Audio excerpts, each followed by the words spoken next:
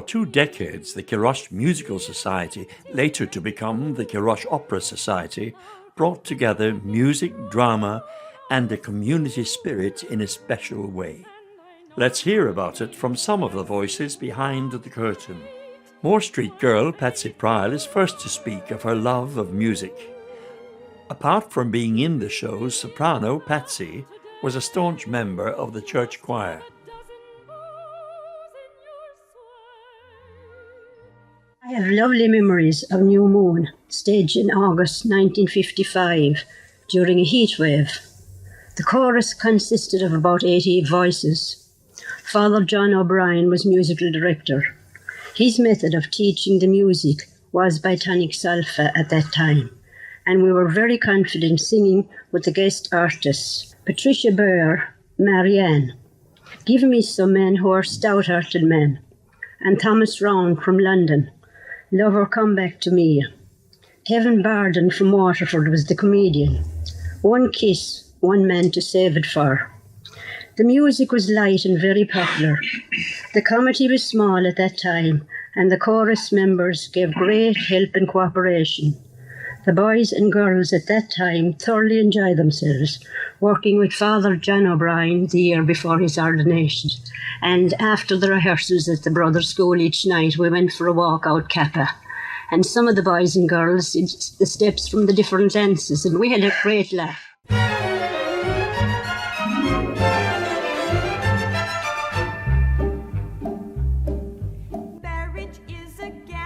Romance was also in the air, as Maura Egan, later to become Maura Sullivan, explains. I was doing the box office for New Moon, and I saw they were the stewards. They called them stewards in those days, and they used to see everybody to their seats. So this guy, and I said to him, will you try and keep me a seat for, when it starts. So I went up, and there was no seat for me, but he said to me, you'll have to sit by me. That was 1955. He gave me a packet of wine gums, and in December 1956, we were married.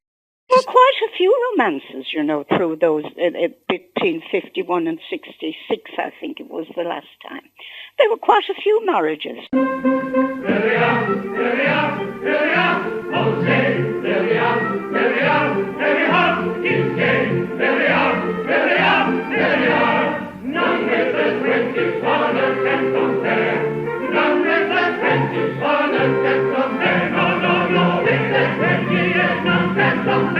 Society chairman and stage manager Lawrence Rush gives a sample of reviews of the 1958 show, Donizetti's The Daughter of the Regiment.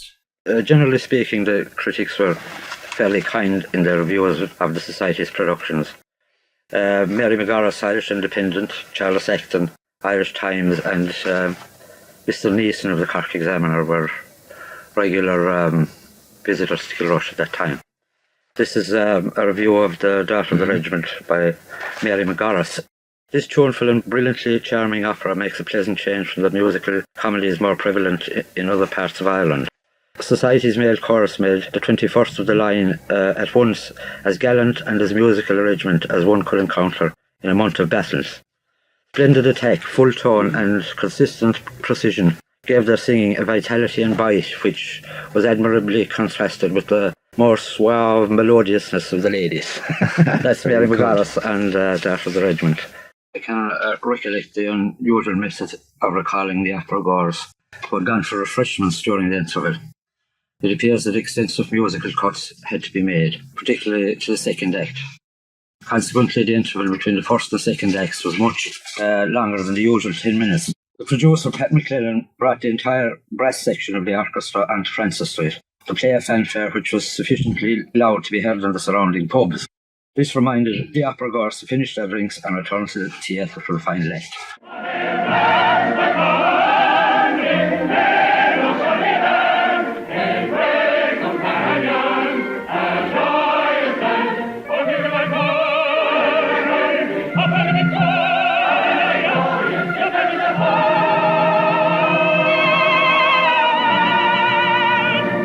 The Society Secretary, Charlie Glynn, summing up after the Friday night performance of The Daughter of the Regiment in an effort to get bums on seats, which he did as the final nights were packed to capacity. Ladies and gentlemen, again, I would like to thank you very much for your excellent protection of the production tonight. I think everyone here backstage really enjoyed playing to such a receptive audience. I think the show is really now going with a swing, and we have about 2 nights left. As you all know, we have 2 principal ladies, and so that tomorrow will be the last night for one, and Sunday night will be the last night for the other. So we really hope you'll all be along to give them both a good send-off on both nights. We still have adequate seats, particularly tomorrow. We have plenty of seats, and we hope those coming from the country areas will let that be known. We would really like to finish with a good climax this week. And we have 2 very gifted leading ladies here, both of whom I may mention, since they signed their contracts with us, had to turn down or let go contracts with Covent Garden. So, to those who come from a distance, I wish safe home, and to all here, good night all, God bless.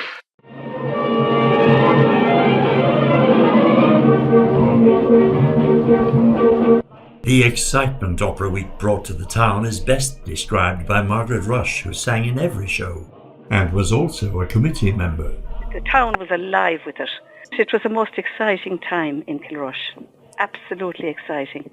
I was doing the booking latterly for it, and it was really exciting, and the phone never stopped hopping from all over Ireland. People came for that. Music lovers. We, chorus people, used to finish up at the bridge singing choral songs and everything else from it, from the various shows. And one lad was under a window to an elderly woman, Kathy, throw down the key. I forget which show that was. But we had fun times. It was lovely, really nice. And here, Maura Sullivan adds her voice to describe Kilrush during opera season. It was electric. The town was electric. It was festive. We had all these great opera singers from Covent Garden come in as guest stars. Our own Veronica Dunn. We had Patricia Scanlon. We were going around with autograph books. It was hard to describe. You had to be there to get the atmosphere. Our own talented singers more than held their own. There is one forever, and she does not love me.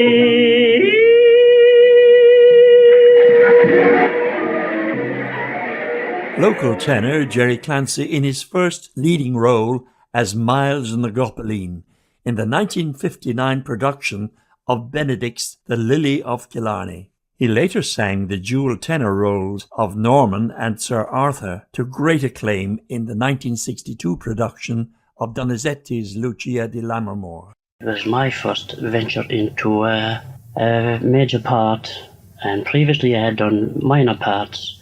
It was a big undertaking for me, and thank God that it went well for me. Well, then I was invited to Dublin by the Reverend John O'Brien to participate in the same part in the Glasneville Society of the Lily of Killarney.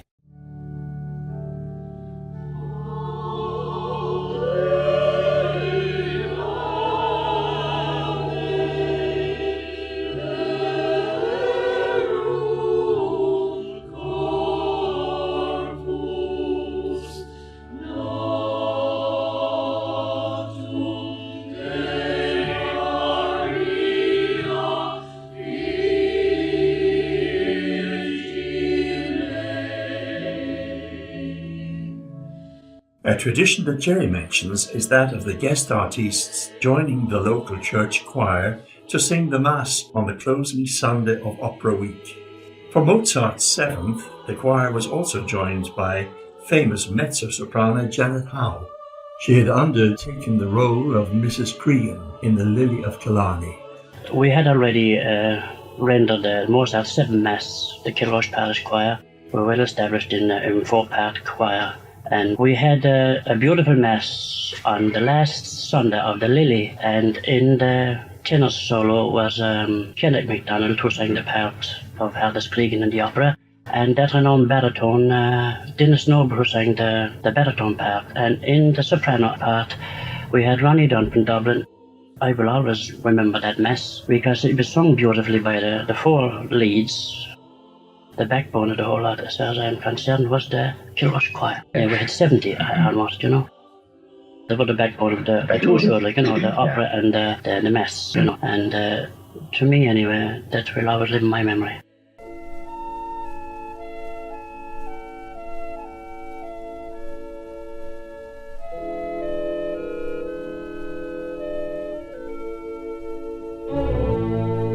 Violet Hoolan, another stalwart of the ladies' chorus and a keen member of the ICA Drama Society, relates the misfortune that befell the Society's staging of Balfe's Bohemian Girl of 1960. The Bohemian Girl, which was really a fantastic show. My memory of the guest artist, Estelle Valerie, a superb soprano, got very sick during the opera week, and her voice was getting weaker and weaker each night. And this caused a lot of consternation as to her replacement. But we were very, very lucky in getting Veronica Dunn to replace her, and that solved our problem. And she was trying to come along and help us out and come to our aid. Gounod's Faust of 1961 was an outstanding success for the Society. This was followed by their second venture into grand opera with the staging of Donizetti's Lucia di Lammermoor.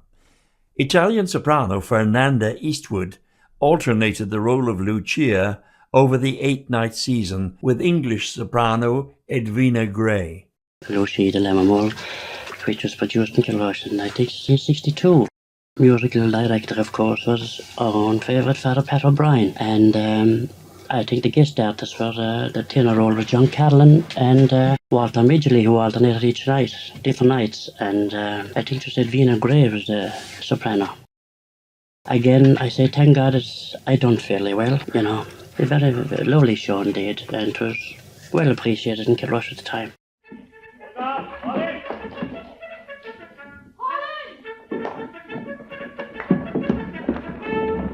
Curtain Call for Carmen of 1963, another highly successful show for the Society.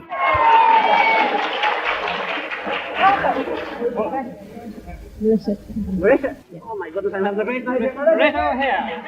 Marita. All Marita. Marita's having the great. MC.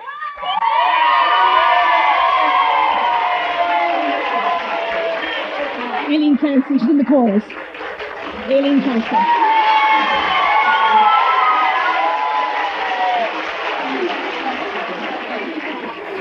Aileen Clancy. Aileen Clancy. Nora's in the chorus, yeah. Nora O'Donnell. Nora O'Donnell. Father O'Brien. Father O'Brien.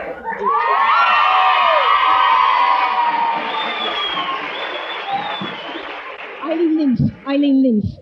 Eileen Lynch.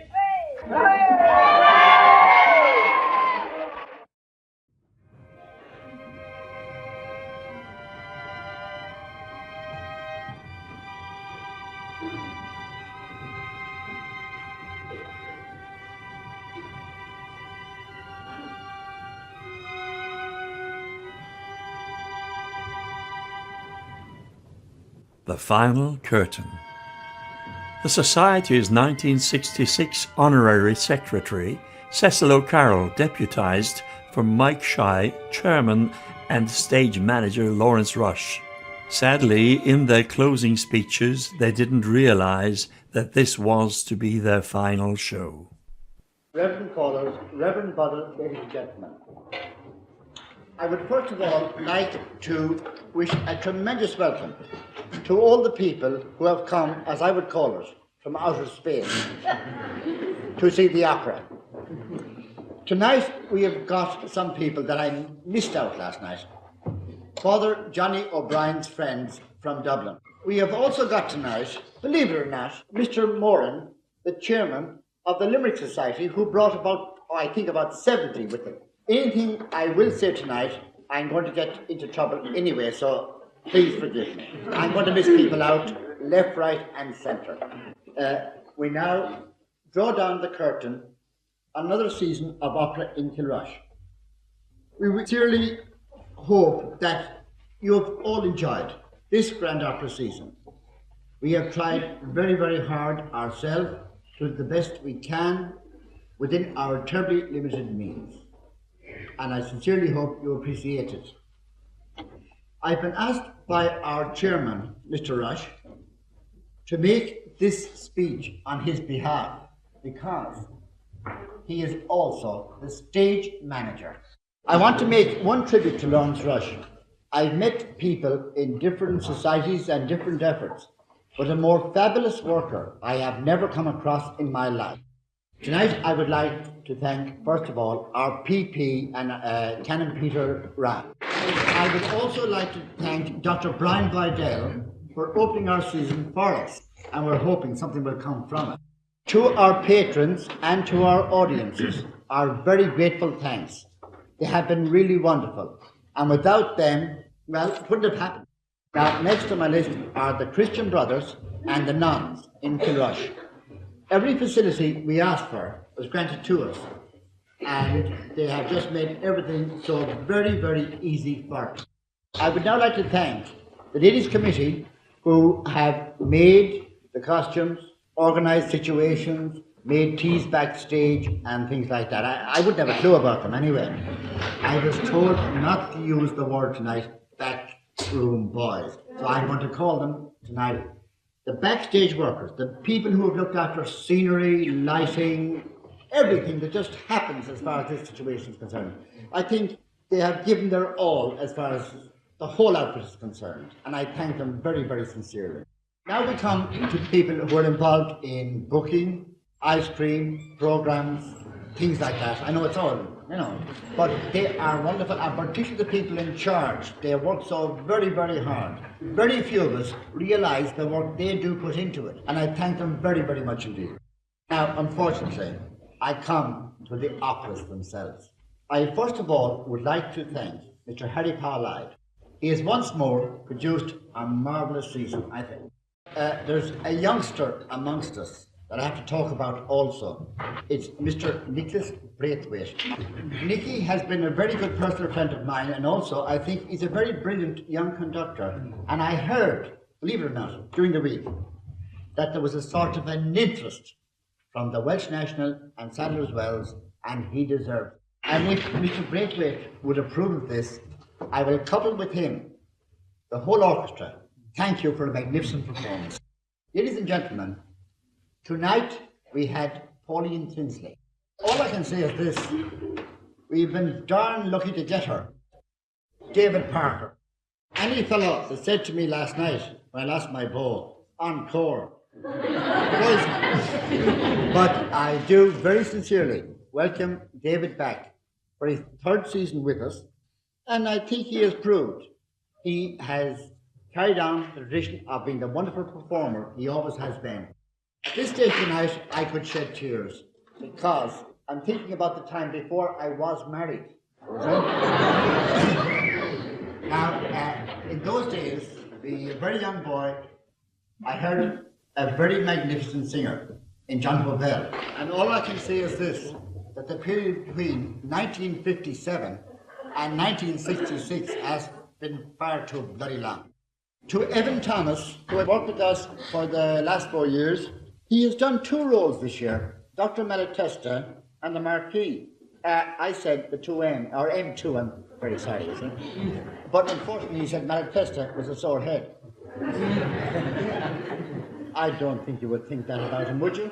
This year we had for the first time, and if John doesn't mind, an amateur from Limerick, John Murphy. John, it has been a pleasure to be associated with you.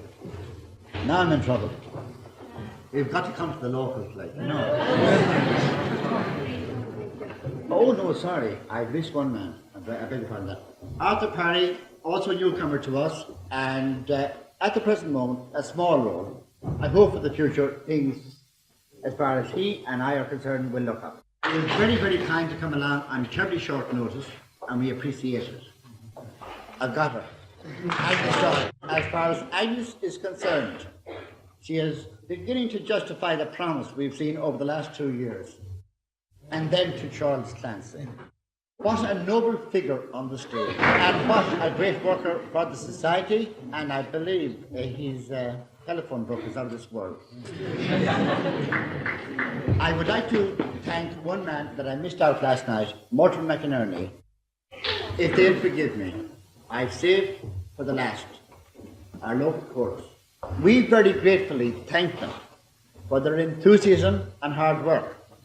They have produced those two shows in 5 weeks. And I think they were wonderful. They cooperated from top to bottom. There was no trouble at all. And they were always in there when we wanted them. Now, in connection with the chorus, I would like to mention, first of all, Mr. Jack McGrath, Paddy O'Malley and Mr. Jack Bennett, and all those others in the unmentionable Harry Powell-Lloyd Park in Don Pasquale. Two things have to happen now. Mr. Powell-Lloyd is going to reply, and he's also going to do the raffle for us tonight, draw the winning ticket. But I would like to thank you all very, very much indeed. It has been a real pleasure for us, and I sincerely hope for you. Good night and God bless.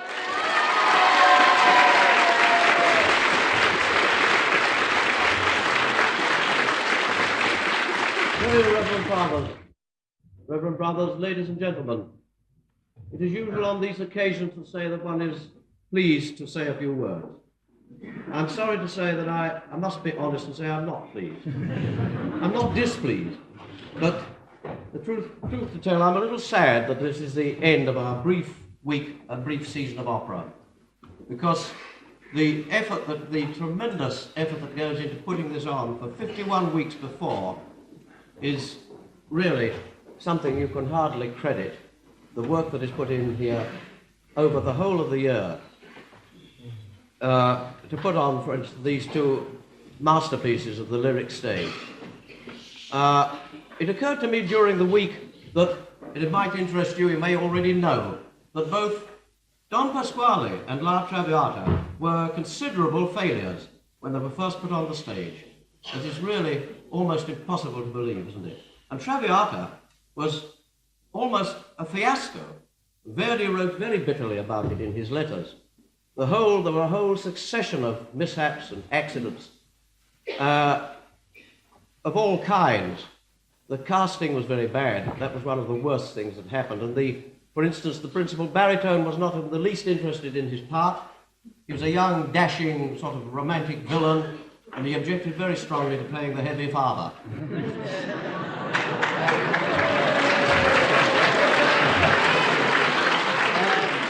And he practically walked through the part, and he almost told the audience that he wasn't interested in it. The soprano was a very, very fat lady. The audience just could not accept her as a consumptive heroine, and were reduced to hysterics. And this sort of thing went on, well, that whole thing, and it wasn't long, of course, before the work, you couldn't submerge a work of this stature, and it was very soon on the way to the place it has in the repertoire of the opera houses of the world. But that's the sort of thing we have in opera. I always think that putting on opera anywhere, I don't mean here, anywhere, any opera house, the greatest opera houses in the world, to me is like wrestling with an almost intractable monster. You eventually, somehow or other, you pin it down onto the stage and you try to keep it there. It's a teamwork, team effort. There are so many elements that have to be brought together. And here in Kilrush, I've said before, it's no use my repeating over and over again, I cannot say how much we owe to the tremendous efforts that are made by the willing helpers here behind and in various places in the front. You only have to say to them, what I like so much about it is you just say, can we do this? They say yes or no. And you know that if they say yes, it will be done. If they say no, well, that's all right, you have to do something else.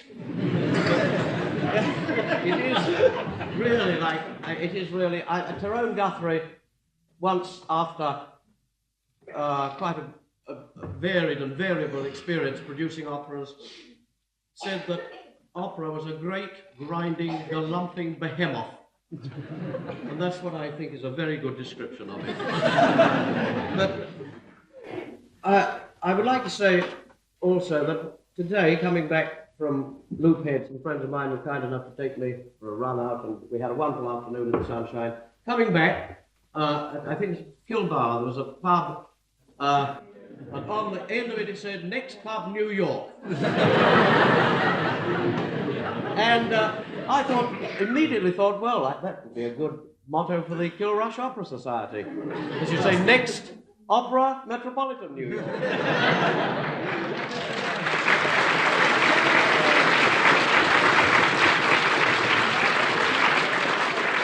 I think that the Mars Theatre would claim to be the most westerly opera house in Europe.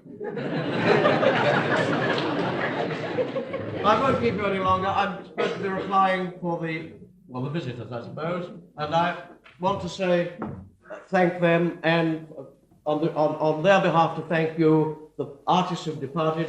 I would like to mention John Parry, the choral trainer, whom Mr. Braithwaite has asked me to pay tribute to again, because he did tremendous and wonderful work here. And all the artists who are still here tonight, all my fellow artists, I do thank them for the tremendous work they put in, the way they come here, and in a few days we get this thing together, putting it with the chorus people who have been working for weeks and weeks. And it really is wonderful the way they fit in. Of course, they bring tremendous experience with them, most of them. They've sung in the opera houses up and down the British Isles and abroad. But, and also all my colleagues backstage, I mustn't say backroom boys, I know, colleagues backstage and all the other people of the committee, and last but not by any means least, ladies and gentlemen, you people in front, who've been so kind and so wonderful to us. Thank you very much. The tradition of playing the national anthem at social gatherings has largely died out, with the exception of ball games. Here the cast and audience joined the Kilrush Opera Orchestra under the baton of Nicky Braithwaite for an enthusiastic rendition of Auron Nevian. This is from the last ever performance on the Sunday night of May the 29th, 1966.